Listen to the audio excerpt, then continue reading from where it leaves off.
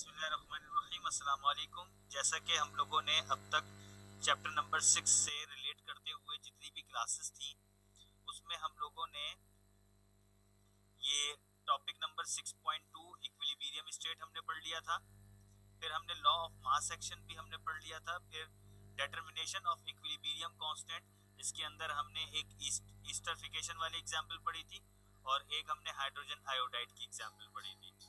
उसके बाद application of law of equilibrium हमने लास्ट टाइम पढ़ा था कि ये कहाँ कहाँ अप्लाई होता है और किस तरीके से जो है वो हम इसको देखते हैं। ये डायरेक्शन है, एप्लीकेशन और एक एक्सटेंट ऑफ रिएक्शन था। ठीक है, अब हमारे पास जो इस चैप्टर का लास्ट टॉपिक है, उसके बाद ये हमारा चैप्टर इंशाल्लाह ताला खत्म हो जाएगा, कंप्लीट हो जाएगा, मुकम्मल हो जाएगा। वो है हमारे पास factor affecting balance of chemical equilibrium, और इसमें हमारे पास एक ही प्रिंसिपल है जिसको हम कहते हैं ली चैटलियर्स प्रिंसिपल। ठीक है, तो हमारे पास ये ली चैटलियर्स प्रिंसिपल है, तो इसको हम आज डिस्कस करेंगे प्रॉपर तरीके से। ठीक है जी, तो सबसे पहले मैं आपको ये हेडिंग डाल देता हूँ। आज का जो हमारा टॉपिक होगा, ये हमारा टॉपिक है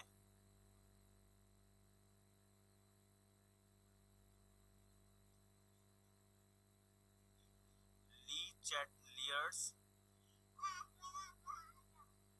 प्रिंसिपल।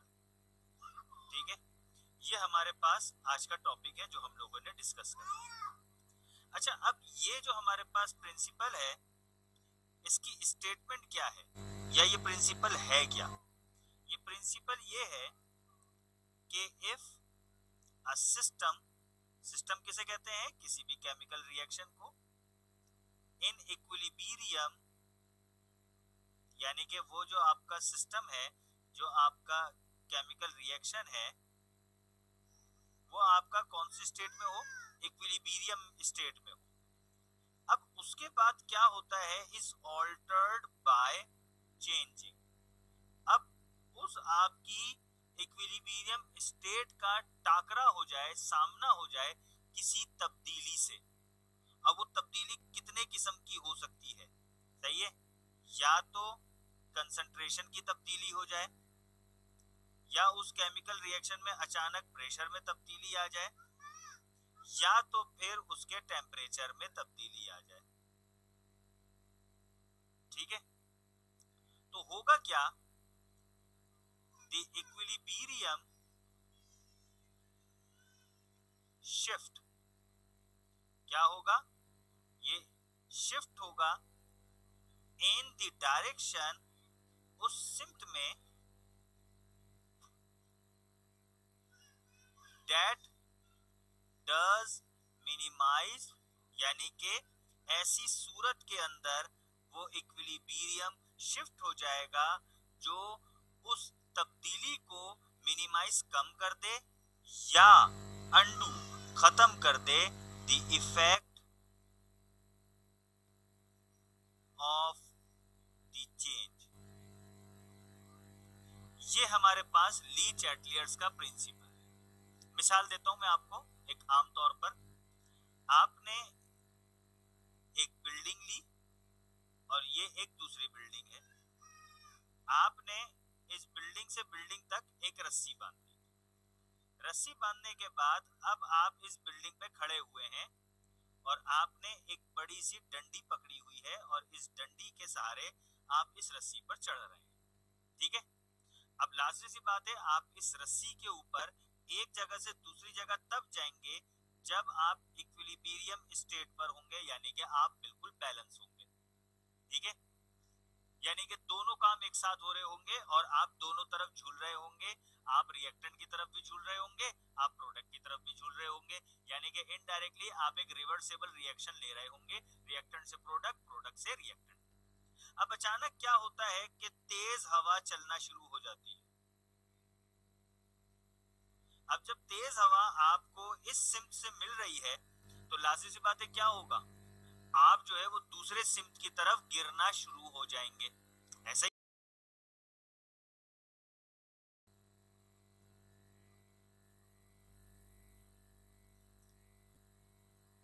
जी बच्चों, आवाज आ रही है ना मेरी आपको? जरा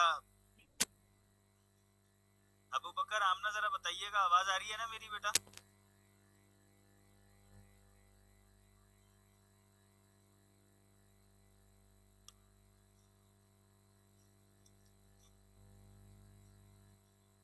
जी ओके। तो अब ऐसी सूरत में हम कहां तक पहुंचे थे? हम ये पहुंचे थे कि आप एक बिल्डिंग से दूसरी बिल्डिंग की तरफ जा रहे हैं, आपने रस्सी रखी हुई है और आप उस रस्सी पर चलते हुए जा रहे हैं। अगर आपने एक बिल्डिंग से दूसरी बिल्डिंग की तरफ जाना है तो you must be in A equilibrium state. आपने दोनों तरफ जो है वो झूलते हुए एक तवाजुन कायम करके इक्विलिब्रियम स्टेट कायम रखेंगे तो आप चलेंगे।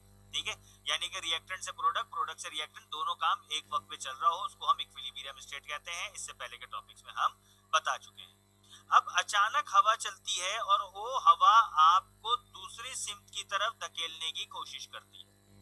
अब मेरा आपसे सवाल, क्या आप लोग उस हवा की वजह से दूसरी तरफ जब गिरना शुरू होंगे तो अपने आप को गिरने देंगे और मर जाएंगे, या फिर उस हवा के मुखालिफ सिमत में अपनी फोर्स लगाएंगे और अपने आप को गिरने से बचाएंगे? जल्दी से बताएं, आप इन दोनों में से कौन सा काम करेंगे? फिर से बताता हूं, एक तरफ से हवा चल रही है तेजी से, आप दूसरी तरफ आपका बैलेंस गिर रहा है, आप क्या करेंगे? क्या आप अपने आप को दूसरी तरफ गिरने देंगे और अपनी जान गंवा देंगे, मर जाएंगे, या तो फिर उस हवा के खिलाफ दूसरी तरफ अपनी फोर्स लगा के अपने आप को गिरने से बचाएंगे? क्या काम करेंगे, जल्दी से बताएं। सर बचाएंगे अपने आप को, ओके ग्रेट।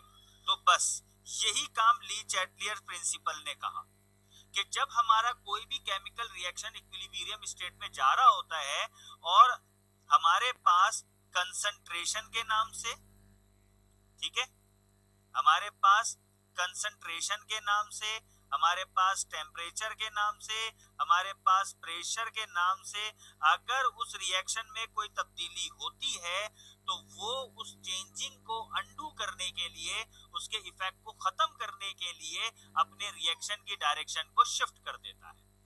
सही है? मिसाल के तौर पे अगर प्रोडक्ट ज्यादा हो रहा है तो रिएक्शन बैकवर्ड हो जाएगा, रिएक्टेंट बनाना शुरू कर देगा ताकि इक्विलिब्रियम स्टेट हो। मिसाल के तौर पे आपका ये रिएक्टेंट है और ये आपका प्रोडक्ट बन रहा है, ठीक है। अब सपोज करें कि ये आपके पास ज्यादा बनना शुरू हो गया, तो इक्विलिब्रियम स्टेट तो नहीं हुई, प्रोडक्ट आपके पास ज्यादा हो गया, तो फौरन बैकवर्ड रिएक्शन होगा, ठीक है, और प्रोडक्ट से रिएक्टेंट बनना शुरू हो जाएगा ताकि इसका वजन जो है वो कम होके इस तरफ आना शुरू हो जाए। और अगर आप देखते हैं कि रिएक्टेंट ज्यादा बन रहा है, बिल्कुल रिएक्टेंट ज्यादा बन गया, तो फॉरवर्ड रिएक्शन होगा और वो प्रोडक्ट ज्यादा बनाएगा ताकि रिएक्शन इक्विलिब्रियम हो जाए। इसका मतलब ये हुआ कि ये जो ली चैटलियर प्रिंसिपल था, ये प्रिंसिपल असल में हमें ये बात बताता है कि जब कभी भी आपका केमिकल रिएक्शन इक्विलिब्रियम स्टेट पर हो और एक्स्ट्रा चेंजिंग की बदौलत, यानी कि कंसंट्रेशन, टेम्परेचर, प्रेशर, इनकी वजह से अगर रिएक्शन डिस्टर्ब होता है और डिस्टर्ब होने के नतीजे में रिएक्टेंट या प्रोडक्ट दोनों में से कोई चीज ज्यादा बनने लगती है, तो इक्विलिब्रियम स्टेट अपने आप को उस हिसाब से तब्दील करेगा और अपने आप को नॉर्मल हालत में लाने की कोशिश करेगा। इसको हम कहते हैं ली चैटलियर्स प्रिंसिपल, ठीक है। अब आते हैं हम इसके इफेक्ट के ऊपर। पहला इफेक्ट कहलाता है जिसको हम कहते हैं the effect of change of concentration. अगर आप कंसंट्रेशन के अंदर तब्दीली करेंगे तो फिर आपकी इक्विलिब्रियम स्टेट में क्या तब्दीली होगी, ठीक है। मिसाल के तौर पे हम एक इक्वेशन लेते हैं, हाइड्रोजन आयोडीन, ये मिलकर हाइड्रोजन आयोडाइड बनाते हैं, ठीक है।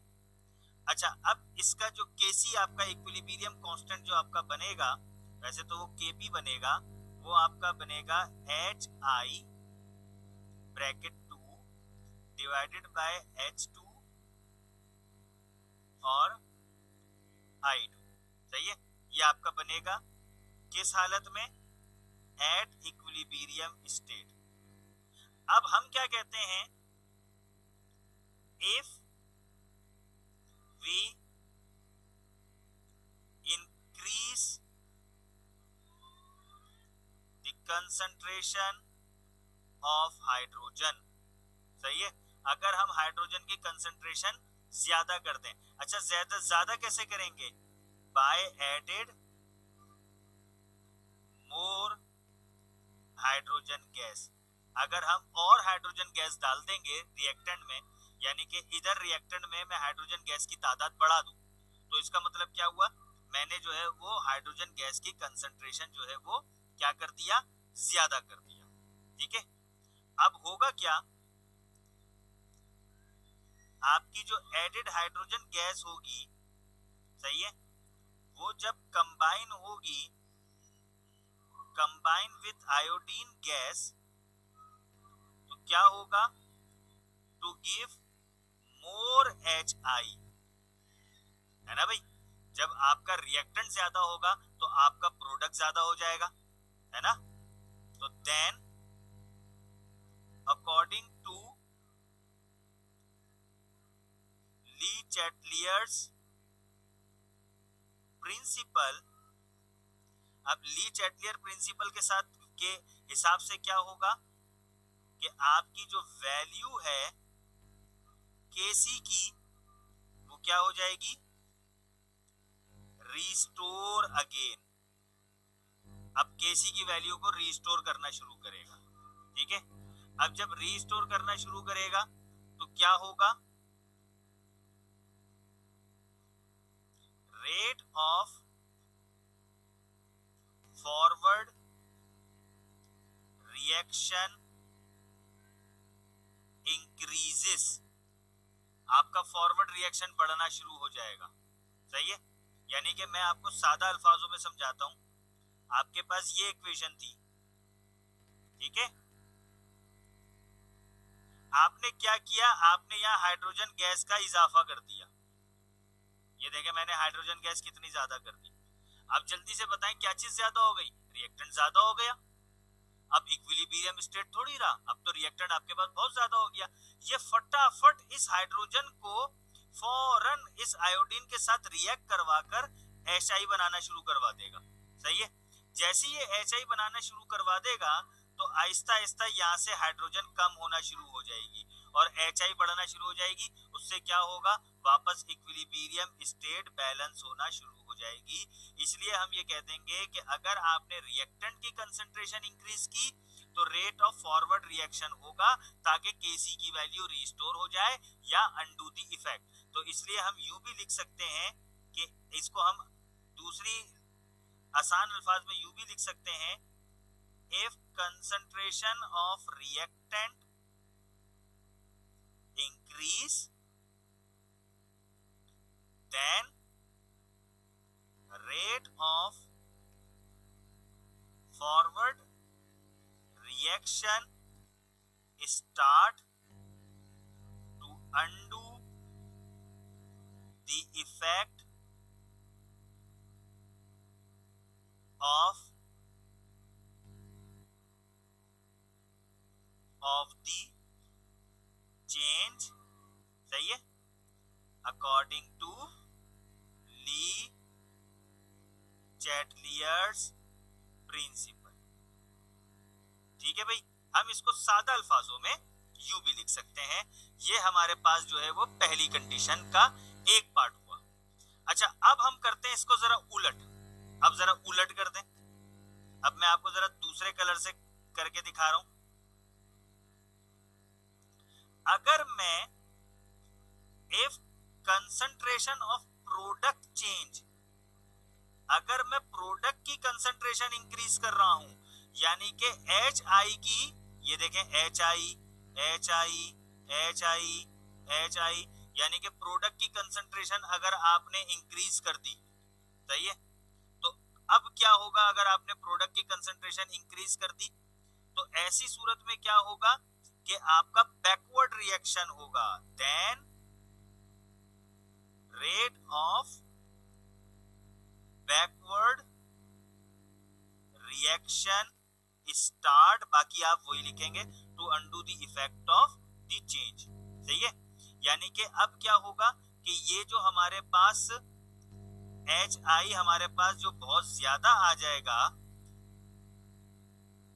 तो उसको खत्म करने के लिए अब ये बैकवर्ड रिएक्शन जाएगा, इसको हम कहते हैं बैकवर्ड रिएक्शन। सही है, ताकि हाइड्रोजन और आयोडीन गैस बन सके और यहां से आपका एच आई आहिस्ता आहिस्ता कम हो जाए। ठीक है, तो इसलिए हम कहते हैं कि अगर प्रोडक्ट ज्यादा हुआ तो बैकवर्ड रिएक्शन होगा, उल्टा रिएक्शन जाएगा ताकि रिएक्टेंट बनना शुरू हो जाए और बैलेंस हो जाए। और अगर रिएक्टेंट की कंसंट्रेशन आप ज्यादा कर देंगे तो फॉरवर्ड रिएक्शन होगा ताकि रिएक्टेंट से प्रोडक्ट बनता चला जाए। ठीक है, तो ये हमारे पास ली चैटलियर्स प्रिंसिपल का पहला इफेक्ट था। चूंकि ये हमारे पास बहुत बड़ा टॉपिक है, इसलिए जो है वो हम इसको, ये 4 हमारे पास इफेक्ट हैं, इसलिए हम इसको 4 अलग अलग क्लासेस में करेंगे।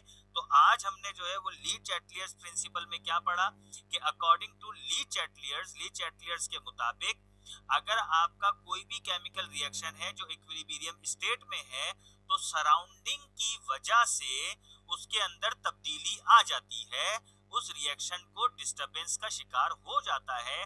तो ऐसी सूरत में वो इक्विलिब्रियम स्टेट अपनी कंडीशन चेंज करता है ताकि उस बाहर से आने वाली चेंजिंग को वो खत्म कर सके। इसको ली चैटलियर्स प्रिंसिपल कहते हैं। ठीक है, पहला इफेक्ट जो हमने पढ़ा वो ये है कि अगर कंसंट्रेशन यानी कि तादाद के अंदर अगर हमने तब्दीली की, तो हमने जो हमारा पहला रूल था उसमें हमने क्या पढ़ा, उसमें हमने ये पढ़ा कि अगर इंक्रीज कंसंट्रेशन रिएक्टेंट की होगी, ठीक है, तो क्या होगा, इक्विलिब्रियम स्टेट जो है वो आपकी शिफ्ट होगी और आपका फॉरवर्ड रिएक्शन होगा। ठीक है, और ज्यादा प्रोडक्ट हासिल होना शुरू हो जाएगा। क्यों ज्यादा प्रोडक्ट हासिल होना शुरू होगा? क्योंकि आपने रिएक्टेंट बढ़ा दिया। आपने गन्ने की मशीन में जब एक गन्ना डाला, एक और गन्ना डाल दिया, तो जूस ज्यादा निकलेगा। क्यों? जितना रिएक्टेंट डालोगे उतना प्रोडक्ट ज्यादा आएगा। क्यों? क्योंकि इक्विलिब्रियम स्टेट ज्यादा प्रोडक्ट बनाना शुरू करेगा।